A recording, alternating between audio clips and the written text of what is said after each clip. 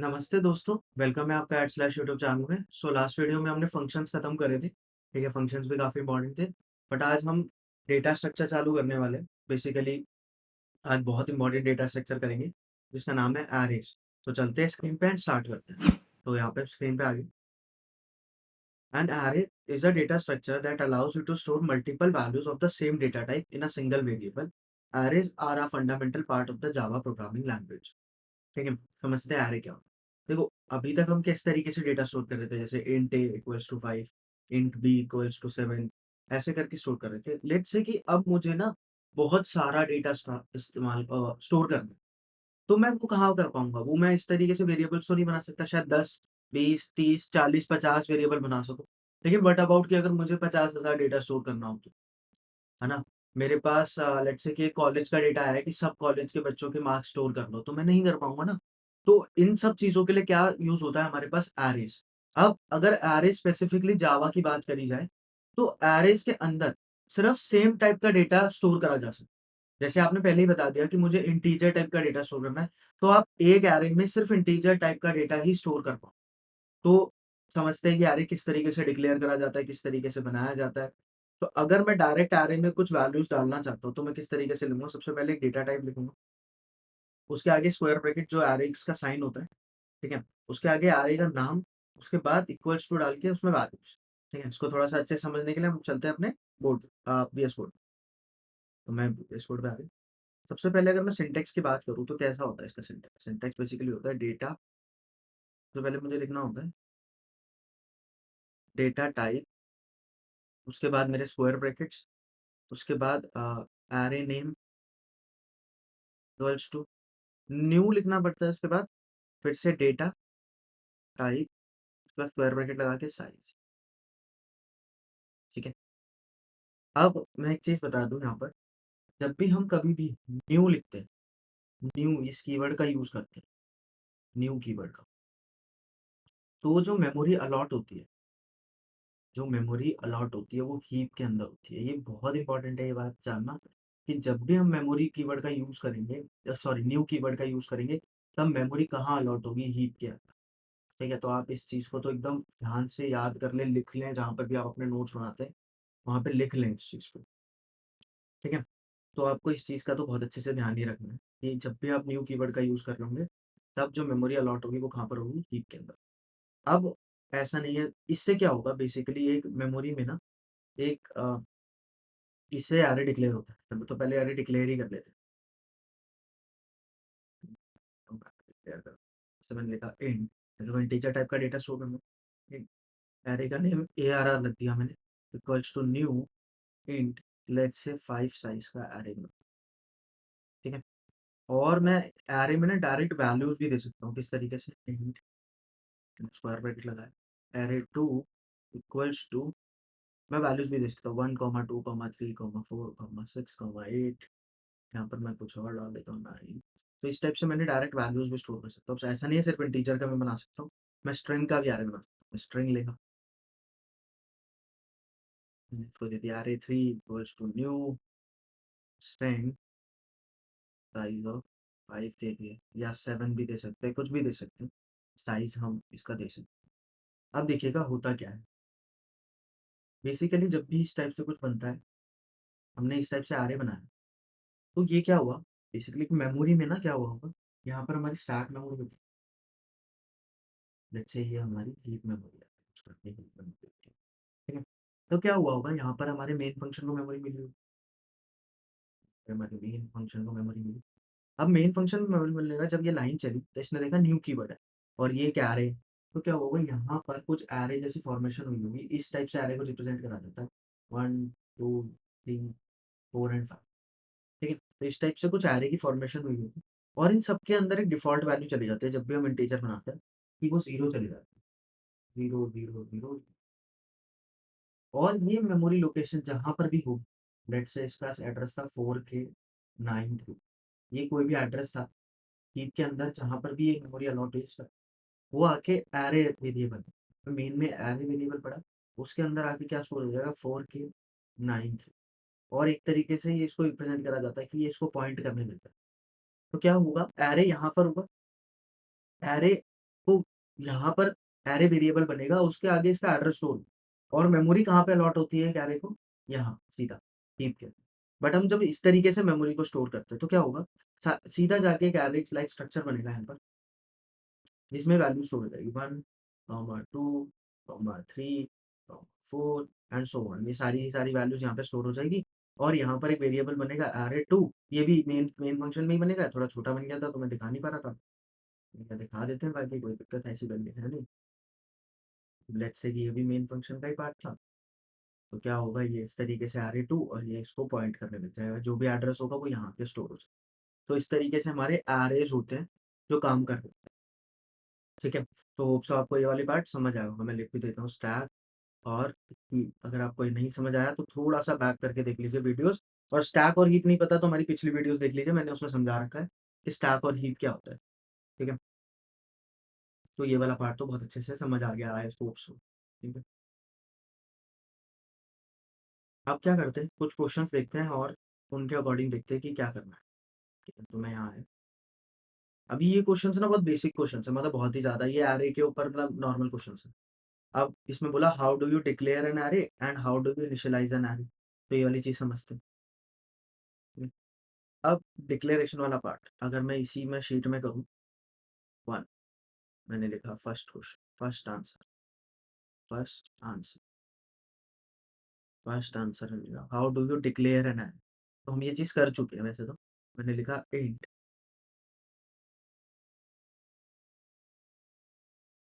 Int answer. अगर मैंने सिर्फ इतना लिखा तो इसको कहते हैं हम एरे डिक्लेरेशन, एरे डिक्लेरेशन। ठीक है, तो मैंने एरे डिक्लेरेशन कर दिया। अब एरे इनिशियलाइजेशन का मतलब क्या होता है?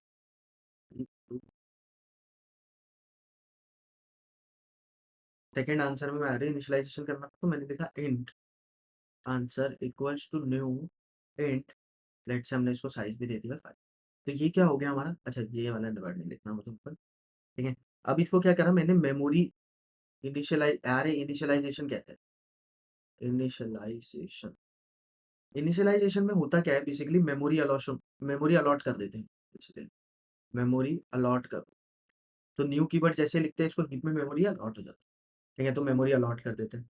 इसको हम डायरेक्ट इस तरीके से भी लिख सकते हैं। ठीक है, इसमें डिक्लेरेशन और इनिशियलाइजेशन दोनों सेम टाइम पे हो जाता है। सेम केस इसमें भी, यहाँ पर भी डिक्लेरेशन और इनिशियलाइजेशन सेम टाइम पर हो जाता है। ठीक है, तो नेक्स्ट बात करते हैं, नेक्स्ट क्या है हमारा, how do you access an element in an array in Java. ठीक है, एरे के अंदर एलिमेंट्स को किस तरीके से एक्सेस करा जाता है, उससे पहले सीखते हैं कि एरे में एलिमेंट्स डाले किस तरीके से जाते हैं। लेट्स से हमने एक आंसर एरे बना लिया 5 साइज का, तो इसमें अगर मुझे डालना है, हाँ इसमें एक इंपॉर्टेंट बात एरे की, इस चीज से पहले लेट्स से मैंने ये आंसर एरे क्रिएट करा 5, तो क्या होगा, एक 5 साइज का एरे, 3, 4 और 5। ठीक है, एरे क्रिएट हुआ। अब इस एरे को ना इंडेक्सिंग मिल जाती है, कैसे? जीरो बेस इंडेक्सिंग होती है, 0, 1, 2, 3। इसका साइज क्या है? 5। इसका साइज 5 है और इसकी इंडेक्सिंग कैसे स्टार्ट होती है? 0 से स्टार्ट। अभी इंडेक्सिंग का बहुत बड़ा रोल होता है यहाँ पर, क्योंकि इंडेक्सिंग के बेस पर ही हम क्या कर सकते हैं, एरे के एलिमेंट्स को एक्सेस कर सकते हैं या इसमें डेटा को पुश कर सकते हैं। अब ये एरे ऐसा नहीं दिख रहा होगा मेमोरी के अंदर, इसमें 0 पड़ा होगा पहले से। इसको अगर प्रूफ करना है तो मैं प्रूफ भी कर सकता हूँ कि इसमें 0 होगा कि नहीं। ठीक है, तो अगर मैं इस चीज़ को देखूँ, तो अगर मैं यहाँ पर जाके प्रिंट करना चाहूँ, अगर मैंने लिखा आंसर ऑफ 2, तो इसको अगर मैं रन करूँ तो क्या आएगा देखते हैं। तो 0 आना चाहिए, 0 ठीक है। तो एरे के हर एलिमेंट में क्या चले जाता है? 0 चले जाता है। अगर वो इंटीजर टाइप का एरे है तो उसमें डिफ़ॉल्ट वैल्यू क्या चली जाएगी? 0। अब लेट्स से मैं चाहता हूँ, मैंने 2 को एक्सेस करना तो सीख लिया, अब मैं चाहता हूँ 2 में मैं 9 डाल दूँ। तो 9 वैल्यू अगर मेरे को यहाँ पर पुट करनी है तो मैं किस तरीके से कर पाऊँगा? वो देखते हैं। ठीक है, अगर मुझे इसमें वैल्यूज़ डालनी है, मैंने लिखा थर्ड, तो थर्ड आंसर क्या देते हैं? थर्ड आंसर, आंसर तो मैंने इसमें लिखा कि एरे ऑफ सेकंड इंडेक्स में मुझे डालना है 9, तो मैं इस तरीके से एरे ऑफ 2 इक्वल्स टू 9। अब अगर मैं इसको रन करूंगा तो आंसर ऑफ 2 में क्या प्रिंट होना चाहिए? 9। तो 9 प्रिंट हो रहा है। ठीक है, तो हम ये भी सीख गए कि एरे में किस तरीके से एलिमेंट्स डाले जाते हैं। ठीक है, अब हम आगे चलते हैं। Fourth question, how do you change an element in an array in Java. ठीक है, अभी हमने एलिमेंट्स को डालना सीखा था और एक्सेस करना सीखा था एरे के अंदर। अब हम उसको चेंज करना सीखेंगे। जैसे लेट्स से हमारे पास एरे 2 में ही 9 है, तो अभी 9 आंसर आ रहा था। अब मैंने लिखा आंसर 2 में कि अब 100 कर दो, तो देखते हैं किस तरीके से क्या वो चेंज हो जाएगा कि नहीं। हमारा जो आंसर आया वो 100 आया, तो बिल्कुल ही सही है ये आंसर। ठीक है, तो हमने चेंज करना भी सीख लिया। इसको मैं आंसर 4 कह दूंगा।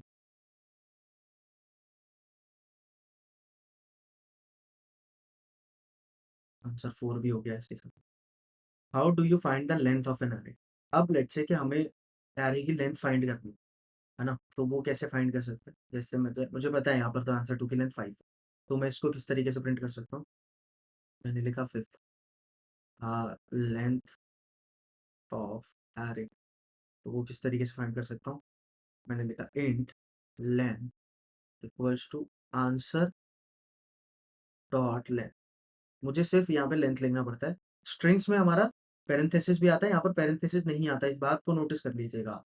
ठीक है, और मैंने उसके बाद यहाँ पर लेंथ प्रिंट अगर करा, तो देखते हैं क्या प्रिंट होगा। मैं इसको रन करके देखता हूँ फिर से। तो यहाँ पे 5 प्रिंट हो रहा है, क्योंकि एरे का साइज क्या था हमारे, 5 ही था। ठीक है, इसके बाद how do you iterate through an array. Iterate का मतलब होता है कि हर एक इंडेक्स पे कैसे ट्रैवल करा जा सकता है एरे के अंदर।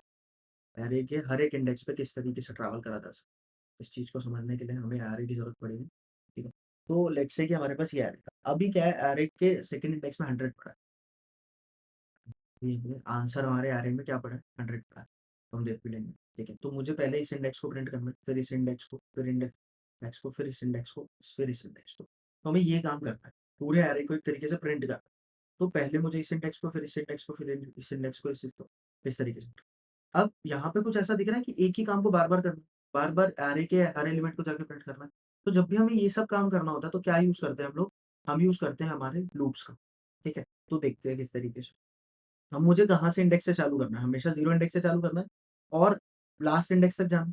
ठीक, तो चलते हैं। लास्ट इंडेक्स क्या होता है, बेसिकली साइज -1 हमेशा लास्ट इंडेक्स होता है। ठीक है, तो देखते हैं किस तरीके से हम इसको प्रिंट कर सकते हैं। तो मैं यहाँ पे लिख देता हूँ, आइटरेट और प्रिंट द एरे। ठीक है, तो इसके लिए मुझे क्या करना पड़ेगा, बेसिकली मैंने लिखा है for loop for int i equals to zero. Zero से स्टार्ट करा index, i less than array dot length. अब अगर मैं i less than array dot length लिखूंगा, तो क्या होगा, लेस देन लिखा है मैंने, इक्वल्स नहीं लिखा, तो क्या होगा, एक इंडेक्स कम तक चलेगा, आई प्लस प्लस। के बाद मुझे प्रिंट करना है एरे ऑफ आई। ठीक है, तो इसको प्रिंट करके देखते हैं। पहले लाइन को मैं कमेंट आउट कर देता हूँ, या तो मैं इसको रन करता हूँ।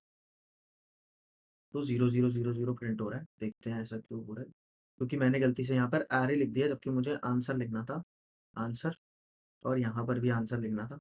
ठीक है, एरे हमने ऊपर बना रखा था, यहाँ पर हमने आंसर बना रखा था। अगर आंसर को प्रिंट करूंगा तो क्या होगा, 0 0 100 और 0 0, बाकी सारी वैल्यू जीरो थी। ठीक है, एक बार दोबारा दिखा देता हूँ, एक बार ये हटा के ऊपर वाला। ठीक है, तो मैं इसको दोबारा से रन करता हूँ। क्या आ रहा है, 0 0 100 और 0 0, तो से बिल्कुल सही आ रहा है। कुछ इस टाइप से दिख रहा था हमारा एरे में, 0 0 100 और 0 0, तो इस तरीके से ये प्रिंट हो गया पूरा का पूरा एरे। अब बात कर लेते हैं कुछ इंपॉर्टेंट बात की, कि एरे के अंदर कुछ प्रॉपर्टीज होती है। एरे का जो साइज होता है, array size can not be change. Array का साइज जो होता है हम चेंज नहीं कर सकते बिल्कुल भी। एरे का साइज फिक्स होता है। एक बार अगर हमने एरे को 5 साइज दे दिया, तो अब हम आगे नहीं जा सकते। एरे के में 5 एलिमेंट से ज्यादा स्टोर नहीं कर सकते। तो इस चीज को तो ध्यान रखना बहुत ही ज्यादा इंपॉर्टेंट है, कि एरे म्यूटेबल नहीं होते। एरे का साइज जो होता है, एरे बल्कि साइज के मामले में अगर देखा जाए तो इम्यूटेबल होते हैं। इम्यूटेबल मतलब उसका साइज चेंज नहीं करा जा सकता, बट उसके अंदर का डेटा रन टाइम पर चेंज करा जा सकता है। जब प्रोग्राम रन कर रहा होगा, हम उसका डेटा चेंज कर सकते हैं, बट रन टाइम के ऊपर उसका साइज चेंज नहीं करा जा सकता।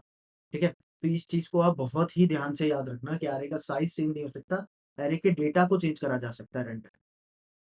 ठीक है, तो आई होप सो आपको ये समझ आया होगा बहुत ही अच्छे तरीके से कि किस तरीके से चलता है। एक बार हम ट्राई रन कर लेते हैं इसका।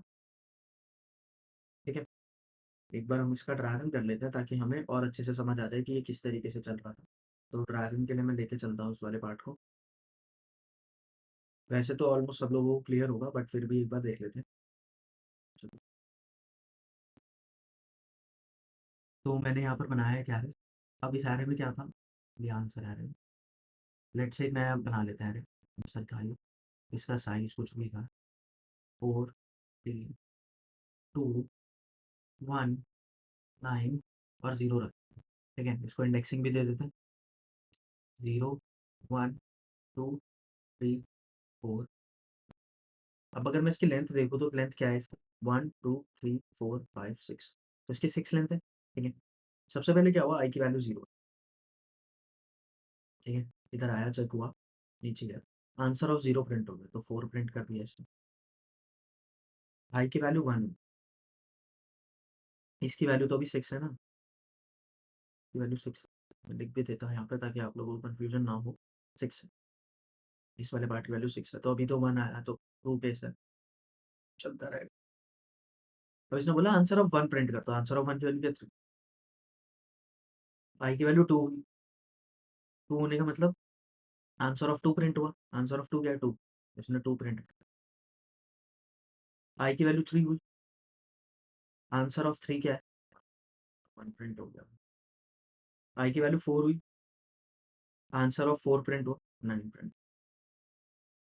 आई की वैल्यू 5 हुई, 0 प्रिंट हुआ। अब आई की वैल्यू 6 हो नहीं पाएगी क्योंकि 6, क्योंकि 6 लेस देन 6 होता नहीं है, तो ये यहाँ से फॉल्स हो जाएगा और लूप खत्म हो जाएगा और हमारी ये सारी की सारी वैल्यूज प्रिंट हो गई। ठीक है, तो आई होप सो आपको ये समझ आया होगा किस तरीके से हमारे सारे क्वेश्चंस भी खत्म हो गए हैं यहाँ पर, जो हमने इसमें करे थे। ठीक है, तो हम आगे वाली आने वाली बहुत सारी वीडियोस में आ रहे हैं, बहुत अच्छे अच्छे क्वेश्चंस कर रहे होंगे। तो स्टे ट्यून, और वीडियो पसंद आई तो वीडियो को लाइक कर दीजिए, चैनल को सब्सक्राइब कर दीजिए। मिलते हैं नेक्स्ट वीडियो में जिसमें हम आ रहे हैं कि बहुत सारे क्वेश्चंस कर रहे होंगे। ठीक है, थैंक यू।